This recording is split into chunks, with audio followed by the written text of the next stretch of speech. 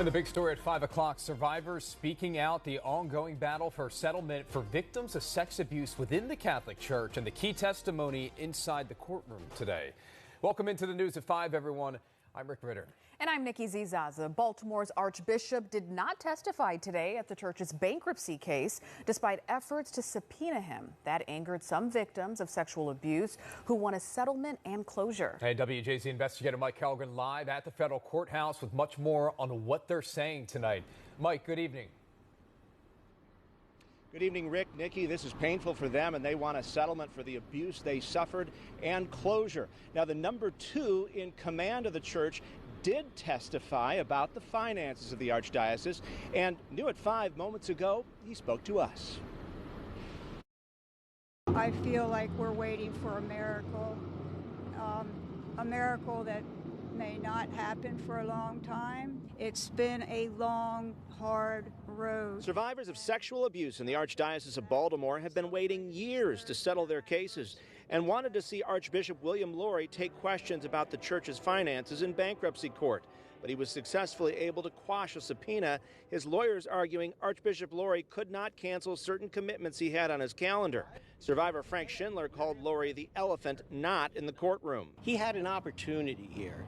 An opportunity to show survivors that he really did care. He cared enough to be at a hearing that would promote their welfare. And he chose not to. Why? Because he doesn't care. Archbishop Lori cares deeply for the victim survivors and most especially for their healing. Instead, Bishop Adam Parker took the stand, Lori's top advisor and essentially the chief operating officer of the Archdiocese. Lawyers for the victims pressed him on Lori's Seek the City plan that cut the number of parishes in half, and the church's argument those parishes operate separately.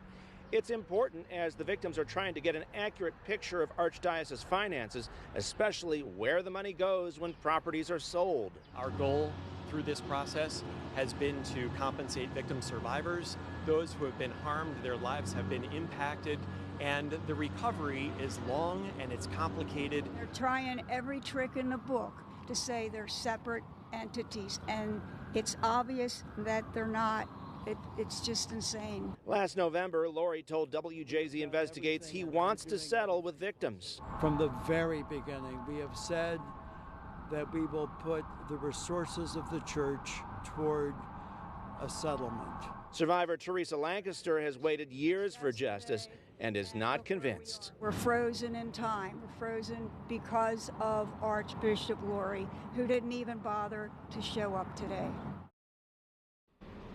Now, there are a lot of moving parts, and we're at least months away from finality here, and it could be longer. A promising step. One of the insurers, the Hartford, did reach a $100 million agreement with the victims, and we'll keep monitoring this.